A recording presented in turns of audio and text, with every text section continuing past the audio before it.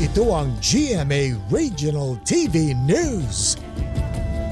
Balita naman sa Visayas at Mindanao mula sa GMA Regional TV, may nasawi sa sunog sa Cebu City. Sara, kilala na ba yung biktima? Oo, Rafi, isang binatilyong 13 anyos ang nasawi sa sunog sa Cebu City. Mahigit 70 pamilya naman ang nasunugan. Yan at iba pa mainit na balita hatid ni Alan Domingo ng GMA Regional TV. Naglalagablab na apoy ang tumumpok sa mahigit 30 bahay sa Cebu City. Sa isang video makikita ang ilang nasunugan na umakyat sa bubong ng isang gusali kasama ang mga bata. Sa gitna ng sunog, isang binatilyong 13 anyos ang nasawi. Tinangka pa umano siyang gisingin na magkasama niya sa bahay.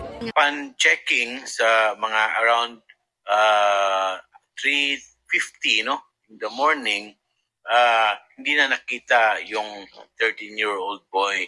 That prompted the adoptive father to ask the assistance of the firefighters na kanilang anak ay na-missing. Mahigit 70 pamilya ang apektado ng sunog. Inako naman ng DSWD ang gastusin sa pagpapalibing ng nasawi. Inaalam pa ang sanhi ng apoy. Sa isang kainan sa Barangay 6 Bacolod City, nakikita ang pagpasok ng isang lalaking nakadilaw na t-shirt, palingalingan at tila may hinahanap. Maya-maya pa, makikita na siyang tumatakbo palabas ng kainan bitbit ang electric fan. Dagdagan siya actually, tas nakita man siya sang nadakpan siya dito, nasa babaw, somewhere sa babaw. Pero nakadlagan man siya dyan. Nakahingi ng tulong ang may-ari sa mga tao sa lugar kaya nabawi ang electric fan. Pero nakatakas ang suspect. Inaalam na ng Bacolod City Police ang pagkakakilanlan ng lalaki. Sugat sa batok at kanang balikat ang tumapos sa buhay ng isang amang senior citizen. Yan ay matapos tagain ng kanya mismong anak gamit ang lagaraw na isang klase ng itak.